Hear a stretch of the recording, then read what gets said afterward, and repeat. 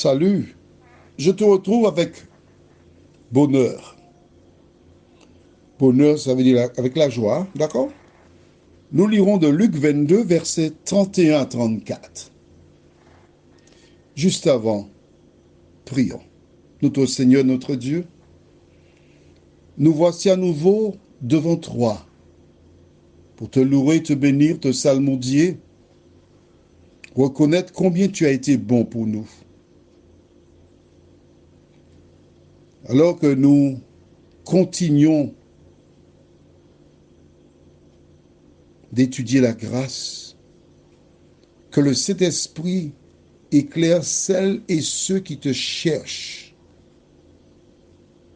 Fais-nous du bien, au nom de Jésus. Amen. Nous allons donc dans Luc chapitre 22, versets 31 à 34. La Bible déclare, le Seigneur dit, Simon, Simon, Satan vous a réclamé pour vous cribler comme le froment. Mais j'ai prié pour toi, afin que ta foi ne défaille point. Et toi, quand tu seras revenu, affermis tes frères. Seigneur, lui dit Pierre, je suis prêt à aller avec toi et en prison et à la mort. Et Jésus dit, Pierre, je te le dis, le coq ne chantera pas aujourd'hui que tu n'aies nié 3 fois de me connaître.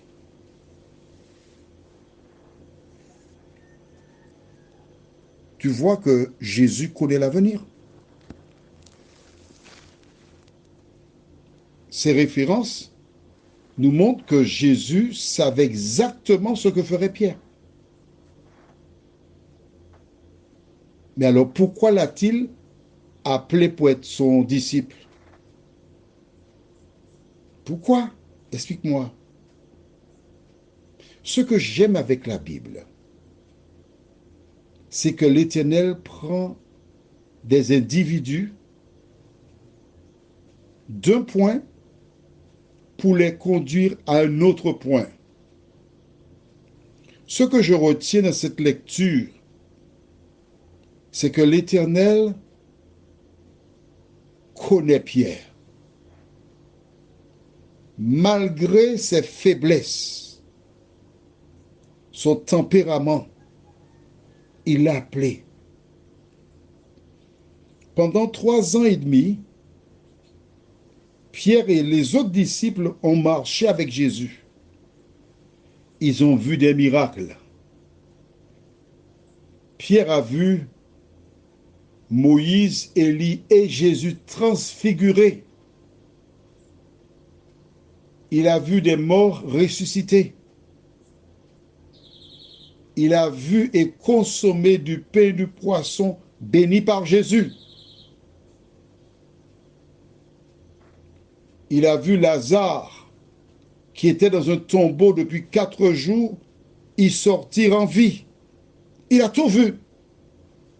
Quel bonheur, quel privilège. Pourtant, Jésus lui dit, tu vas me renier 3 fois.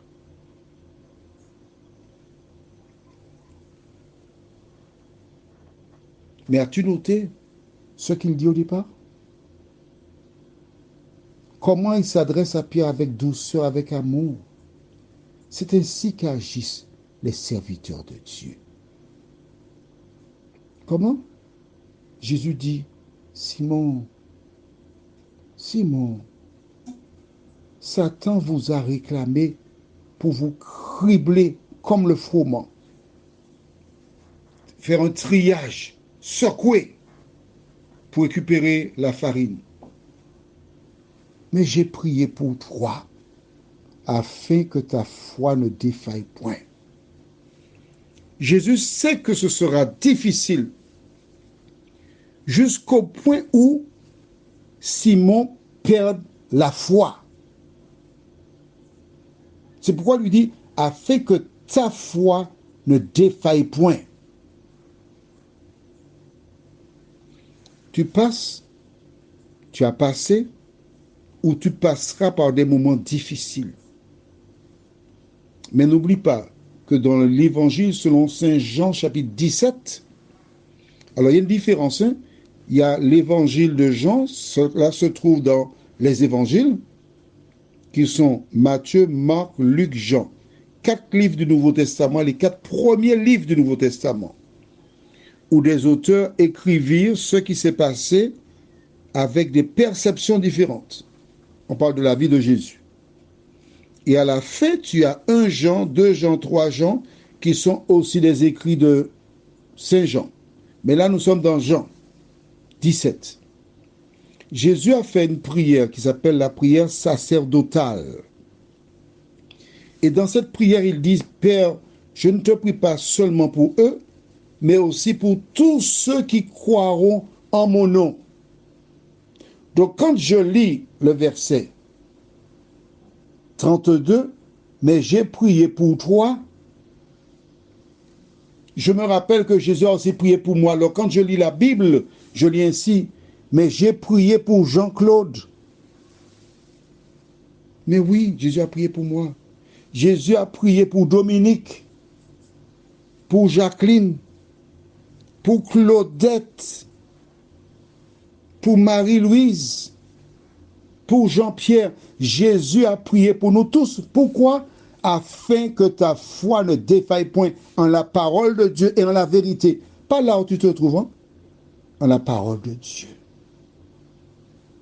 Et il dit, quand tu seras revenu, dans d'autres versions, tu verras, quand tu seras converti.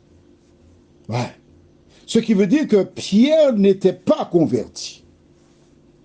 Pierre a marché avec Jésus pendant 3 ans et demi et Pierre n'était pas converti. C'est chaud, hein? Il n'était pas converti. Tu as des personnes qui sont dans des églises. Pourtant, Pierre était avec Jésus. Il a vu tous les miracles que j'ai mentionnés plus tôt. Mais il n'était pas converti. Quand tu vois des personnes dans une communauté quelconque qui fait une chose contraire à la parole de Dieu, rappelle-toi que Pierre avait été appelé par Dieu. Il a fait de même. Le diable secoue surtout ceux qui travaillent pour Dieu. Ceux qui ne travaillent pas, qui sont là à la roue libre, les bras croisés, oh, il ne leur cause pas de problème. Hein? Au contraire, il va les bénir, leur donner des choses pour qu'ils soient heureux, contents. Mais dès que tu te lèves contre lui, il cherche à te détruire. C'est ce que Jésus dit. Donc si tu connais quelqu'un qui est tombé, qui a eu un problème quelconque, rappelle-toi de ces paroles de Jésus. J'ai prié pour toi. Prie pour la personne. Demande à Dieu de la visiter, de la ramener afin qu'elle remplisse la mission divine. Pierre, qui ne connaît pas l'avenir, dit à Jésus, ô Seigneur, moi, je suis prêt à aller avec toi et en prison et à la mort. Effectivement, dans le temps, il ira en prison. Effectivement, selon la rumeur, il sera crucifié tête en bas. Mais à partir du moment où Jésus lui parle, il est loin. C'est ça la grâce. Jésus te prend là où tu es. Il te donne le temps pour grandir. Prions. Notre Seigneur et notre Dieu, nous te bénissons pour la parole. Merci de nous aider encore aujourd'hui en regardant Pierre à nous rappeler que tu diriges nos vies. Tu sais tout de nous et tu désires que nous soyons sauvés. Merci Seigneur pour ta parole. Merci de nous encourager. Nous t'avons prié au nom de Jésus et pour ta gloire éternelle. Amen. À demain, si Dieu nous prête vie et n'aie pas peur.